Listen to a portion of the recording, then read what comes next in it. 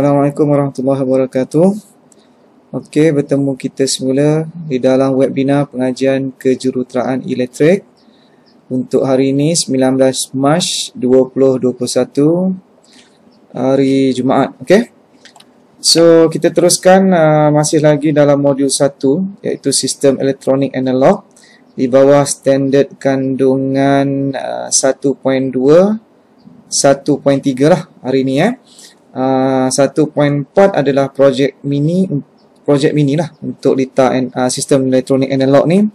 InsyaAllah kita bila bersemuka nanti kita akan selesaikan untuk 1.4. So hari ini insyaAllah saya nak selesaikan untuk 1.2 iaitu transistor kesan medan dan juga 1.3 elektronik optik. Okay. So untuk sebelum ni awak telah saya dedahkan dengan standard kandungan 1.1 yang berkaitan dengan transistor dui kutub. Okay. Sehinggalah kepada kendaliannya. Kendalian ataupun operasi untuk membolehkan transistor itu berkendali. Okey. So hari ini kita tengok satu lagi iaitu transistor kesan medan ataupun dalam bahasa Inggerisnya disebut sebagai field effect transistor. Okay. So field ni yang maksudnya medan lah. So medan ni lebih tumpu kepada kawasan. Kawasan kalau kita bincang berkaitan dengan penghasilan kawasan susutan di dalam separuh pengalir, diode, transistor untuk pemancar sepunya sebelum ni. So kita banyak bincang tentang kawasan lapisan susutan. So dekat sini transistor kesan medan ni bermaksud ianya dikendalikan, dioperasikan berdasarkan kepada field effect ataupun kesan medan. So medan ni adalah ruang kawalan untuk kita mengawal laluan, mengawal laluan arus tu. Okey. Jadi medan ni boleh kecilkan dan juga boleh dibesarkan. Bila kita kecilkan bermaksud kita telah membenarkan arus untuk mengalir lah. Dan kalau kita besarkan medan tu, maknanya dia menghalang pengaliran arus berlaku. Jadi boleh kita ambil contoh analogi dia. Kalau kita lalu di satu kawasan yang sesak lah. So sesak dengan mana kita tak boleh nak lalu. So bermaksud medan tu dipenuhi dengan kesesakan ataupun kenderaan. Jadi kita tidak boleh nak go through kawasan kesesakan tu. Jadi makna medan masa tu besar lah, luas. Okey. Jadi bila medan tadi kita kawal dengan mengawal bekalan masuk lah, ataupun arus tapak tadi, kita boleh kecilkan medan tu tadi untuk membolehkan kesesakan lah, ataupun kalau kita ambil analogi tadi, kesesakan tadi dikurangkan, maka membenarkan kita melaluinya. Sama juga konsep untuk pengaliran arus di dalam FET ni lah. Okay, so kita tengok itu fizikal ni fizikal bentuk FET.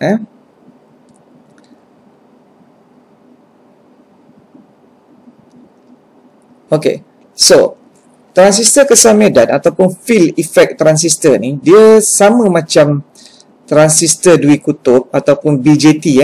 Transistor dui kutub tu kita kenali sebagai BJT ataupun bipolar junction transistor. Okey, FET ni dia mempunyai 3 tamatan.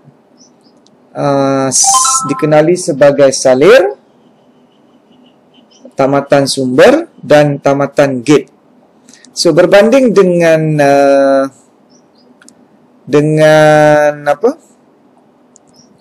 berbanding dengan transistor hanya dia tiga juga, tapi dia dikenali sebagai base tapak, emitter pemancar dan juga kolektor pemungut.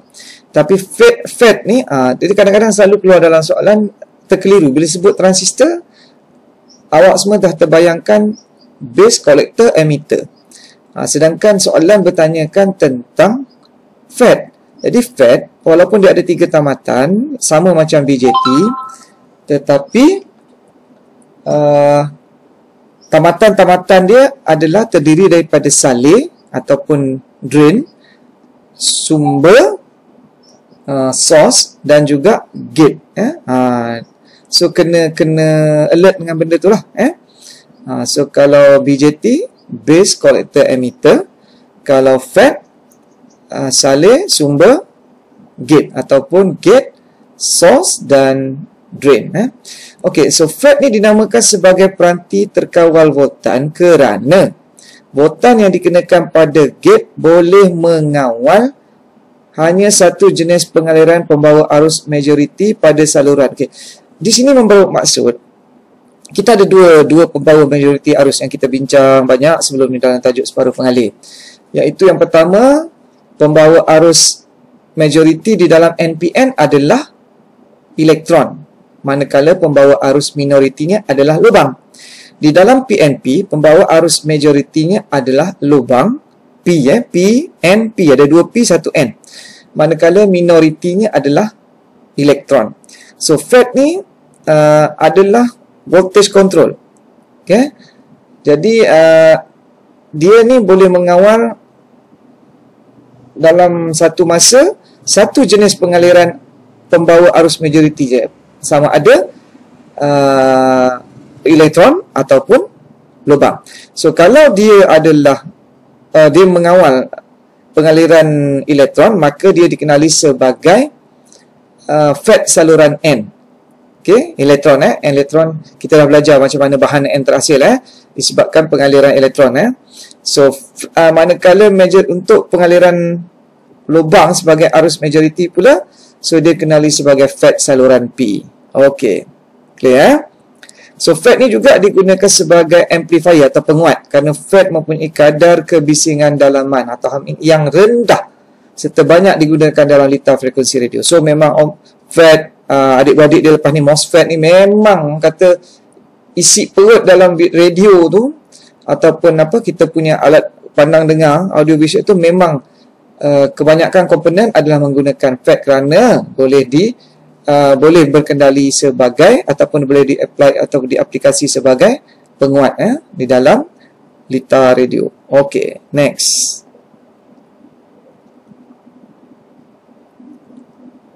Okey. So, transistor kesamedan ni terbahagi kepada dua. Dia ada dua family untuk FET ni, ada dua beradik lah. Satu dikenali sebagai JFET.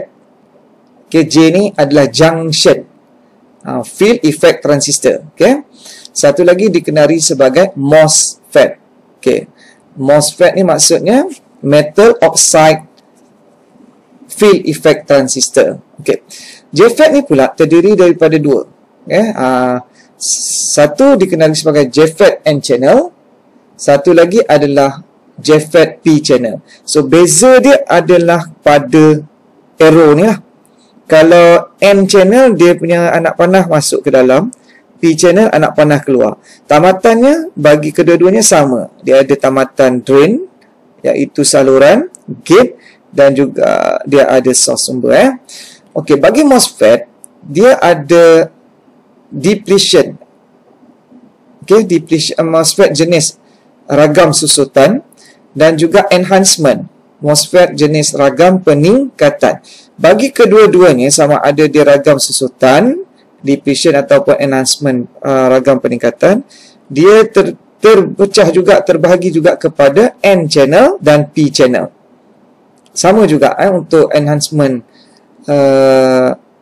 MOSFET ragam peningkatan ni terdiri pada N channel dan P channel. Okey, so tambahan bagi MOSFET ni dia ada satu lagi tamatan yang dikenali sebagai SS atau subtractant. Okey, SS. Okey. So kita lihat dia punya perbezaan simbol dia. Untuk peningkatan ni dia punya terminal dekat sini untuk SS ni ataupun subtractant ni dia putus-putus. Kemudian N channel ni ke dalam, P channel keluar. Sama juga untuk ragam susutan ataupun depletion. Dia punya anak panah untuk terminal SS ni ke dalam, yang ni keluar. Tapi dia punya terminal pada ni tidak putus-putus. Itu beza dia. So untuk simbol ni nak tak nak awak kena tahu lukis lah. Kalau tengok soalan-soalan untuk KBSM sebelum ni, kerap juga diminta pelajar mengenal pasti simbol. Okay, padankan simbol. Okay, so dibagi series simbol, so awak kena matchingkan dia. So nak kena tahu jugalah. Nak tahu juga. So transistor kesan medan ni terbagi, tadi saya dah sebut kepada dua, iaitu JFET dan juga MOSFET. JFET ni maksudnya transistor kesan medan simpang ataupun junction field effect transistor. So MOSFET adalah metal oxide. Kenapa ni? Sebab dia menggunakan metal oxide sebagai dia punya terminal. Okey.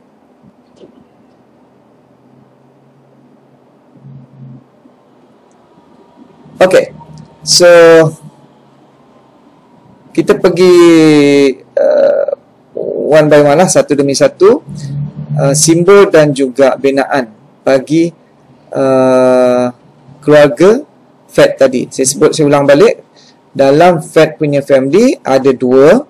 Satu adalah JFET, satu adalah MOSFET. JFET pula ada dua adik-beradik lagi, iaitu saluran N dan JFET saluran P. Untuk MOSFET, dia ada dua. Satu dipanggil ragam peningkatan, di mana di bawah ragam peningkatan ada lagi dua adik-beradik dia, iaitu MOSFET ragam peningkatan saluran N, MOSFET ragam peningkatan saluran P. Okey. Satu lagi adalah ragam susutan. So dia ada ragam susutan saluran N, MOSFET ragam susutan saluran P. So ada berapa tu? Ada 2 tambah lagi 4, mana ada 6. Okey, ada 6. Simbol dan yang kena awak tahulah. Okey. So untuk transistor kesan medan ni JFET, JFET saluran N dan P saya gabungkan dekat sini. So ini simbol dia, simbol dia tadi. Ini dia punya struktur binaan. Okey, ni struktur binaan dia. So kalau kita tengok, dia pintaskan antara gate dengan tamatan pada tamatan P ni lah. Okey. So ini yang kita panggil saluran. So saluran ni nanti dikawal oleh medan. Jadi jika medan tu luas, medan tu besar, maka dia akan menutup saluran. Medan tu membesar. So dia akan menutup saluran, menghalang berlaku pengaliran arus pada saluran ni. Okey. So sekiranya medan tadi mengecil, so dia susut. Tu dipanggil susut. So apa berlaku? Saluran ni luas. Jadi bila luas, membenarkan arus untuk mengalir. Itu asas kendalian dia. Okey, untuk saluran P, bezanya cuma anak panah. Ini dia punya struktur binaan lah. Okey, struktur binaan untuk JFET saluran P. So kena tahulah. Okey. Okey. Ini MOSFET untuk ragam peningkatan. Saya dah sebut tadi, ragam peningkatan ada dua. Satu adalah N channel, satu lagi adalah P channel. So ini simbol asas dia. Okey. Beza ragam peningkatan dengan ragam susutan, ada buku dia pakai ragam penurunan, sama je. Ada setengah buku rujukan dia panggil ragam susutan, ada ragam penurunan. Tapi bahasa Inggeris senang, dia pakai depletion. Okey. So untuk ragam peningkatan, beza dia terminal dekat sini ni dia putus-putus. Okey, dia putus-putus. Cuma beza saluran N ke dalam, saluran P keluar. Okey. So dekat sini ya, ini yang dekat sini. Di kawasan ni lah, antara gate dengan bahan P ni, okey, di sinilah lapisan metal oxide. Sebab tu namanya MOSFET. MO tu adalah metal oxide. So metal oxide ni ibarat dielectric. Kalau dalam pemuat tu, dalam pemuat kita dah belajar, pemuat terdiri daripada dua keping plate positif dan negatif yang dipisahkan oleh dielectric, yang mana dia juga bertindak sebagai penebat. Kalau ingat balik tajuk form 4 dululah. So lebih kurang fungsi sebagai metal oxide dekat sini, SiO2 ni lah metal oxide lah. Okay, silikon oksida ni. Fungsi dia sebagai dilator atau penebak antara gate dengan P. Okay, gate dengan bahan P. Okay.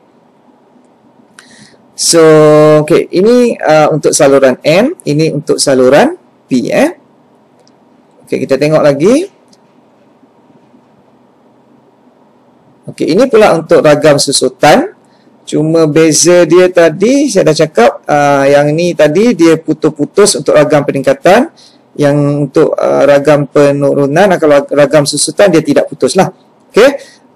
Dia punya anak panah sama, N ke dalam, saluran P keluar. So ini struktur binaan dia, ini drain disambung ke tamatan N. Okey, gate dengan apa, dilapik oleh silikon oksida ataupun metal oxide ni, MO tu, okay, dengan bahan P, bahan substance P sini. Okay, so sama juga kat sini lah, cuma beza anak panah saja.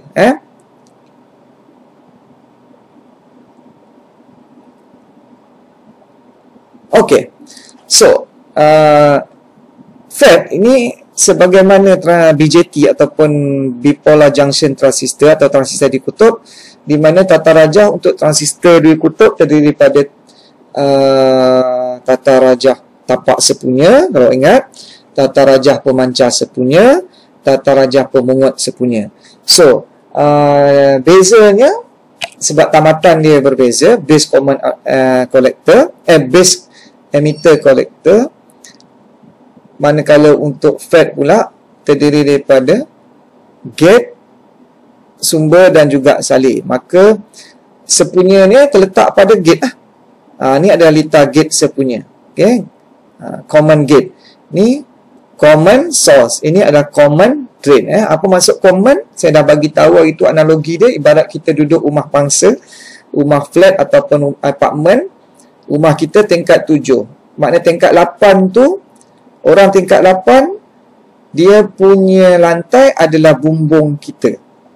Tu common. Maknanya kita common, sepunya. Kita punya bumbung sepunya dengan orang atas punya lantai. Kita punya lantai pula sepunya dengan orang bawah punya bumbung. Itu maksud common. Sharing lah. Dia share. So, gate ni sepunya bagi, mana gate? Okay. Gate ni dia sepunya bagi masukkan dan keluaran. Ini sumber bagi apa? Common source ataupun sumber sepunya. Yang ni adalah litar untuk common drain ataupun salin sepunya. Okay. So kita dah belajar juga sebelum ni dalam BJT ataupun bipolar junction transistor. Tata rajah ni dibina ataupun dilukis sebegitu rupa untuk memberi fungsi yang berbeza kepada transistor. So, tapak sepunya dia akan berkendali, transistor berkendali sebagai apa? Sekiranya pemancar sepunya, kan saya dah cerita ibarat tepung. Okay, bila kita bancuh dengan bahan yang berbeza, kita boleh jadikan terhasilnya roti. Tepung yang sama, kita bancuh dengan bahan yang berbeza, kita design, kita ingredient yang berbeza, resepi yang berbeza, dia boleh jadi roti canai, dia boleh jadi kek. So sama. Transistor tadi bila kita bina dengan tata rajah tapak sepunya, dia boleh berfungsi sebagai sekian-sekian. Dia bina sebagai pemancar sepunya, dia berfungsi sebagai sekian-sekian. Sama juga. So dalam tata rajah ni, dalam JFET ni pun dalam FET ni pun sama. Jadi setiap litar yang mempunyai tata rajah yang berbeza tadi mempunyai kelebihan dan kekurangan masing-masing. Dia ada fungsi yang berbeza. Okey. Okay, next. Okay. So kita tengok lebih kurang bagaimana dia punya operating region dia untuk FET ini. So ini yang kita sebut sebagai medan. So kita pergi balik kepada asas. Saya dah cakap asas sangat penting dalam tajuk separuh pengalih, dalam tajuk diode, dalam tajuk transistor dua kutub. Bagaimana boleh terhasilnya lapisan susutan? Ingat balik, iaitu terhasilnya lapisan susutan adalah tindak balas yang disebabkan oleh apa? Cuba ingat balik, tengok baliklah, kena tengok balik, revise balik. Bagaimana terhasilnya lapisan susutan? Berlakunya susutan lubang di dalam bahan P. Okey, berlakunya susutan elektron di dalam bahan N. So susutan tadi sebab N dengan lubang dengan elektron tadi dineutralizekan ataupun diionizkan, maka dia akan terhasil ion positif dan ion negatif. So bila berlaku susutan, makna lapisan tadi akan jadi menipis. Itu basic yang kita dah cerita. Saya tak berhajat nak ulang balik dekat sini lah. So awak kena ambil inisiatif untuk tengok balik. Dan saya dah bagi cadangan sebelum ni. Ada banyak sangat video animation, okay, dalam bentuk grafik, dalam bentuk kartun, dalam bentuk animasi lah, yang menerangkan tentang kewujudan lapisan susutan ni. So di sini jika awak faham asas tu, senang untuk faham benda ni. Jadi lapisan susutan tu dikawal, maka dia bila dia besar, jadi medan tu akan terhalang untuk arus mengalir. Bila lapisan susutan menipis, maka medan ni kawasan lapisan susutan tu akan menipis, membenarkan berlakunya pengaliran arus di dalam saliran. Saliran ni ibarat drain lah. Kita punya sinki kan ada drain. So bila kita buka air mengalir melalui drain. Cuma yang membolehkan arus tadi mengalir melalui saliran atau drain tadi ialah lapisan susutan yang mengawal medan tu. Jadi sebab tu nama dia transistor kesan medan. Kesan kawalan medan tadi, dengan cara kita mengawal lapisan susutan tadi, membenarkan berlakunya pengaliran arus ataupun tidak di dalam saliran. Itulah operasinya ataupun kendalian dia. Itu asas yang kena faham. Jadi di situlah terbitnya field effect transistor ataupun nama transistor kesan medan. So VDD ni memberikan punca ke salir ataupun drain.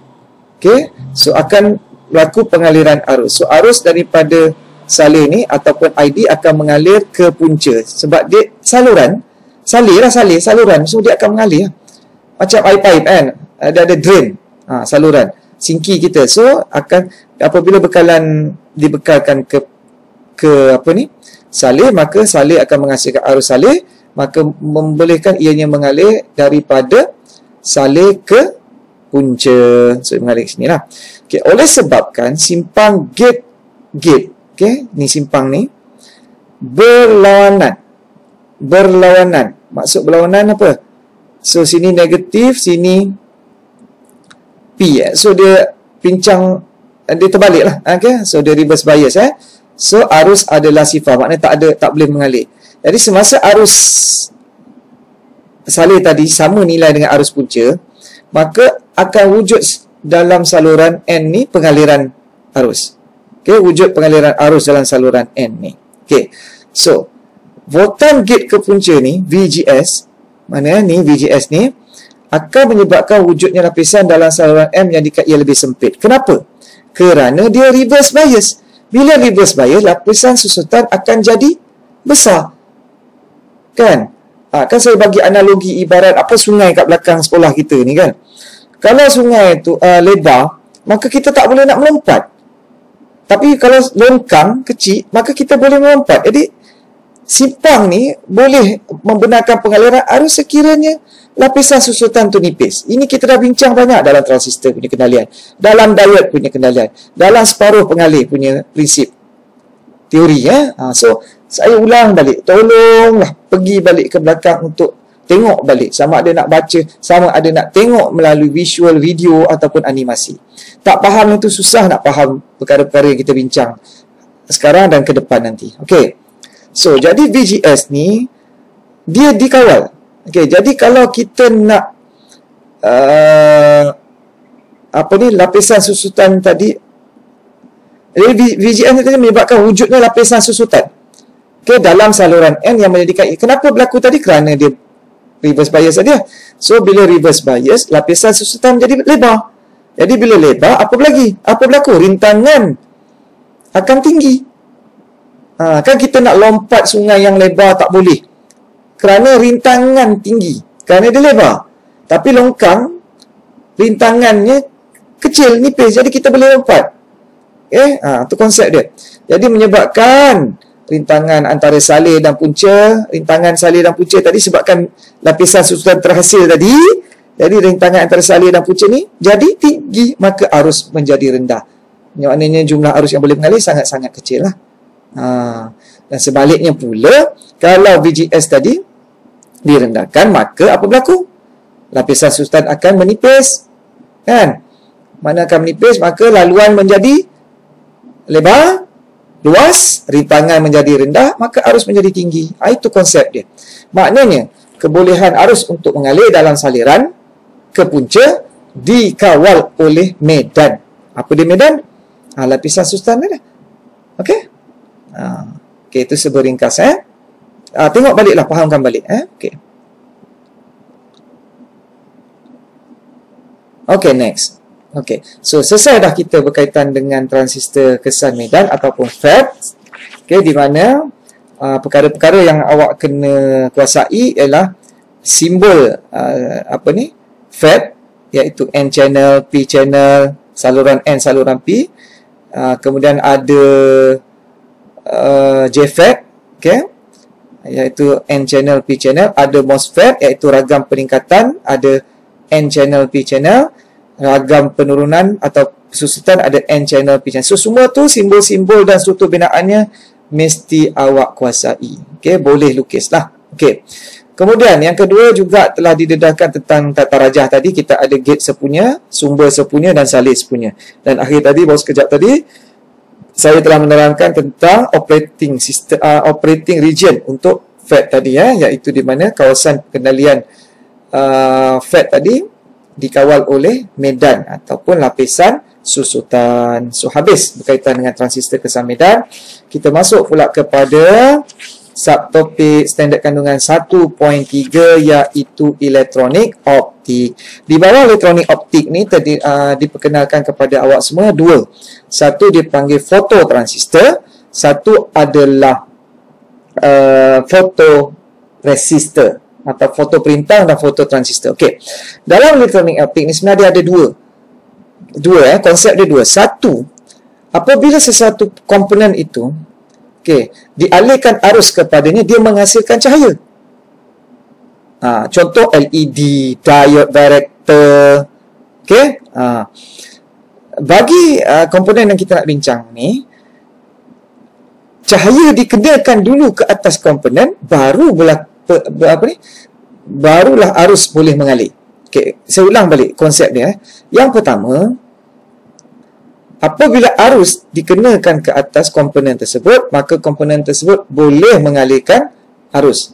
Atau bila arus dikenakan kepada komponen itu menghasilkan cahaya. Contoh paling mudah LED lah. Okey, LED bila arus mengalir, maka dia akan menyala.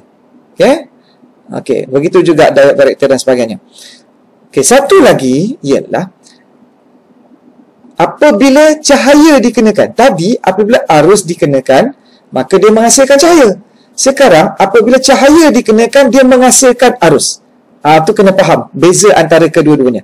Tapi fokus kita kepada elektronik optik kita ni, iaitu fotoresistor dan fotodiode ni, ialah dia berfungsi untuk mengesan cahaya dulu, barulah berlaku pengaliran arus. Okey, ingat balik benda tu. Okey, so harap fahamlah perbezaan antara apabila sesuatu komponen itu menerima arus, dia menghasilkan cahaya, dan apabila arus komponen itu menerima cahaya, dia menghasilkan arus. So fokus kita pada perbincangan kita ni ialah cahaya. Dia menerima cahaya, komponen ini menerima cahaya, maka ia membenarkan berlaku pengaliran arus. Okey, seperti saya sebut tadi, dia terbagi pada dua. Yang pertama ialah photoresistor. So photoresistor ni juga dikenali sebagai LDR lah, iaitu light dependent resistor. Dia merupakan sel foto beraliran. Dia kalau kita tengok ni komponen ni, gambar dia. Ni gambar dia tadi saya dah tunjuk depan mungkin awak pernah jumpa. So yang ni terdapatnya sel foto ni. Okey, dia macam elemen apa? Elemen film apa, elemen pemanggang ni kan. Dia ini dia kecil je, sangat kecil besar kita punya jari keling kuku je Okey. So apabila cahaya dikenakan pada LDR, konsep dia, apabila cahaya dikenakan pada LDR, maka nilai rintangan foto perintang ini akan berkurang. Maka arus akan mengalir melalui. Sebenarnya, nanti kita tengok, saya akan terang. Dalam litar LDR ni, kita menggunakan divider circuit, voltage divider lah. So, nanti kita ada variable sebagai divide circuit kepada LDR ni. Okay. Kita ambil contoh. Sini pun dia dah bagi tahu. Contoh aplikasi untuk foto perintang ni, contoh lampu jalan lah, ataupun lampu tambah lampu jalan. Kita tengok lampu jalan, kalau kita tengok pagi-pagi, sebelum pukul 7 dia tak menyala. Bila pukul 7, terus dia akan menyala. Itu mungkin juga. Dia ada dua lah. Satu mungkin juga. Kalau pukul 7 sekarang ni mungkin cerah sikit lah. Tapi kalau sebelum ni pukul 7 gelap, mungkin bukan difungsikan. Dia kena tengok litar lah. Mungkin dia berfungsi bukan disebabkan oleh LDR tu. Mungkin disebabkan oleh timer lah. Timer ada apa? Pemasa. Timer dia dah set pihak pemasangan dah set timer tu. Pukul 7 nyala, pukul 7 pagi nyala, 7 malam padam. Ada juga. Tapi kita nak bincang ni yang auto. Contohnya kalau saya pasang kat rumah saya balik kampung. Okey, balik kampung. So LDR ni akan bertindak bila gelap saja dia akan menyebabkan rintangan dia rendah, maka arus boleh mengalir, lampu rumah saya menyala. Saya tak ada. Jadi contoh lampu taman paling mudah. Kalau tengok bila malam gelap dia kesan, maknanya bila tak ada cahaya rintangan jadi tinggi, maka dia akan menyebabkan apa? Bila malam okey, rintangan dia jadi rendah, maka arus boleh mengalir, lampu akan bernyala. Kenapa lampu menyala? Pengaliran arus berlaku. Okey. Itu adalah konsep LDR. Dalam fizik pun awak ada belajar benda ni Okey. So apabila cahaya dikenakan pada LDR, nilai rintangan foto LDR ni akan berkurang. Arus akan mengalir melaluinya. Jadi sini ada masalah awak nak faham sebab apa? Betul lah tu. Kenapa kalau tengok cahaya dikenakan, maksudnya hari siang lah. Bila cahaya ada, makna hari terang, nilai rintangan LDR tu akan jadi kurang, arus mengalir. Arus mengalir maksud lampu nyala. Kan siang buat apa lampu nyala? Sepatut siang lampu padam. Itu saya cakap tadi, kita kena tengok litar LDR tu. Dia adalah divider circuit. Apabila rintangan LDR ni rendah, maka apabila rintangan LDR ni rendah akan menyebabkan rintangan variable tadi tinggi, maka arus boleh mengalir melalui LDR. Okey, arus boleh melalui LDR menyebabkan lampu menyala. Nanti kita bincang, saya tunjuk perbincangan berdasar pada litar lah, lebih mudah. Okey, apabila tiada cahaya, maksudnya waktu malam, nilai fototransistor akan menjadi tinggi, tiada pengaliran arus. Tapi circuit divider, saya sebut circuit dia, pengaliran arus berlaku, boleh lalu melalui divider circuit tadi. Perintah boleh ubah, maka dia masuk ke transistor ataupun komponen lain menyebabkan lampu boleh menyala. Okey. Nanti saya akan ulang balik dalam litar dia pada litar dia. Okey. So, bagi foto transistor pula, dia sama juga apabila terkena pancaran cahaya, rintangan menjadi rendah. So, berlaku biasing, forward bias antara tapak pengeluar yang menyebabkan arus boleh mengalir. Ini basic transistor. Kita dah cerita macam mana nak mengendalikan transistor. BE mesti forward bias, kan? CE mesti reverse bias. Syarat pincangan transistor pun saya tak nak ulang. Dah cerita sebelum ni, kelas sebelum ni. So kena tengok balik. So apabila tiada pancaran cahaya, nilai rintangan fototransistor menjadi tinggi. Okey. Contoh aplikasi adalah kawalan kelajuan tiupan angin. Ini untuk apa? Pihak amalan cuaca ataupun apa melihat kelajuan tiupan angin. So dia nak kesan tu dia menggunakan fototransistor. Okey. Saya nak bercerita berdasarkan kepada lita lah mudah. Kejap. Okey, kita tengok ni ciri-ciri fototransistor dan fotoprintang. Okey, ada cahaya nilai rintangan fototransistor dan fotoprintang menjadi rendah, membolehkan pengaliran arus. Ini kena faham betul-betul. Okey, ada cahaya rintangan fototransistor, LDR tadi, dan juga fotoprintang menjadi rendah, maka ada pengaliran arus. Okey, tiada cahaya fototransistor dan fotoresistor menjadi tinggi, tiada pengaliran. Okey, yang ni faham. Ciri ni kena faham. Senang. Ada cahaya, rintangan kedua-duanya menjadi rendah, berlaku pengaliran arus. Tak ada cahaya, rintangan kedua-duanya menjadi tinggi, tiada pengaliran arus. Okey, kita tengok lita. InsyaAllah. Okey, sekejap. Ini apa? Ini simbol. Saya nak skip simbol ni dulu kejap. Okey, ini saya nak cerita. Okey, tengok sini. Okey, ni LDR. Ini kita panggil divider circuit. Kan awak dah belajar dalam tajuk transistor dui kutub. Ada dua lita. Satu lita pincang arus tetap. Satu lita pembahagi voltan. So, ini lita pembahagi voltan lah. Kan dah diajar tak silap oleh Cikgu Jamuri tentang pengiraan. Hitungan macam mana nak mengira pincang arus tetap dan nak mengira pincang pembahagi voltan. So, kena tengok balik. Revise balik. So, kenal pasti mana pincang arus tetap. Mana pincang pembahagi voltan. Ni kalau tengok balik, ini adalah pincang pembahagi voltan. Okey.